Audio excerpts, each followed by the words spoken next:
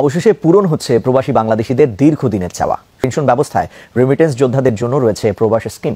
বাংলাদেশিরা সরকারের এই উদ্যোগকে স্বাগত জানিয়েছেন। বলেছেন, দেশের অর্থনীতি সচলে ভূমিকা রাখলেও এতদিন নিজেদের শেষ জীবন নিয়ে অনিশ্চয়তায় ছিলেন প্রবাসীরা। এখন দূর হবে সেই দুশ্চিন্তা।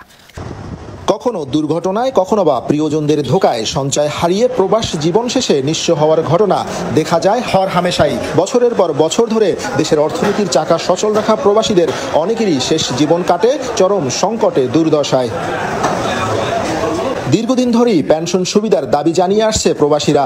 অবশেষে পূরণ হয়েছে তাদের সে চাওয়া।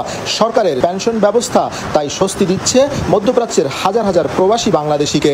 বাংলাদেশ সরকারের সম্প্রতি ঘোষিত সেখানে প্রবাসীদেরকে অন্তর্ভুক্ত করায় আমরা মধ্যপ্রাচ্য তথা এই অঞ্চলের প্রবাসীরা অত্যন্ত আনন্দিত। প্রবাসী স্কিমটা আসলে খুবই কাজে আসবে আমাদের।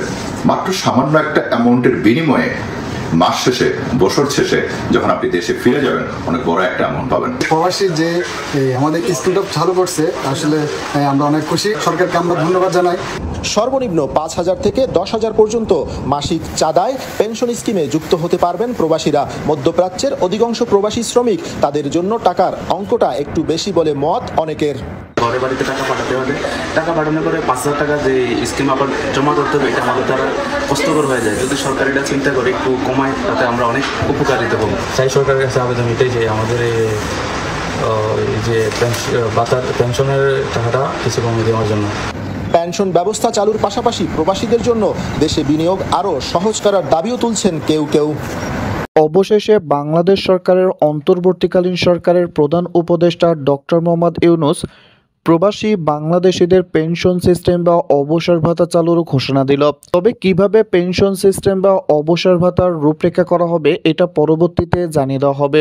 দীর্ঘদিনের মনের আশা অবশেষে পূরণ হতে চলেছে মধ্যপ্রাচ্য সহ সকল দেশের প্রবাসী বাংলাদেশিদের। তবে পেনশন সিস্টেম বা অবসর ভাতা কোনো টাকা পয়সা ছাড়াই দেওয়া হবে কিনা, নাকি কিছু টাকা আপনাদের ব্যাংকে জমা দেওয়া লাগবে, তারপরে টাকার উপর আপনাদেরকে শতকরা হারে পেনশন বা অবসর ভাতা দেওয়া হবে, এটা পরবর্তীতে জানিয়ে দেওয়া হবে। তবে আমাদের দাবি, কোনো টাকা পয়সা ছাড়াই প্রবাসী বাংলাদেশি কর্মীদের পেনশন সিস্টেম বা অবসর ভাতা দেওয়া হবে। এমনকি এটা মাসিক সিস্টেমে দেওয়া হোক, কারণ প্রবাসী বাংলাদেশিদের মাসিক সিস্টেমে দিলেই কিন্তু ভালো হবে। আর যারা বর্তমানে প্রবাস থেকে অনেক আগে দেশে ফেরত এসেছিলেন, যারা অলরেডি 15 থেকে 20 বছর যাবৎ প্রবাসে ছিলেন, আপনাদেরকেও পেনশন সিস্টেম বা অবসর ভাতার আওতায় যেন নিয়ে আসে, এটা আমরা দাবি জানাচ্ছি। এজন্য 2 কোটি প্রবাসী বাংলাদেশিদের মনের আশা অবশেষে পূরণ হতে চলেছে।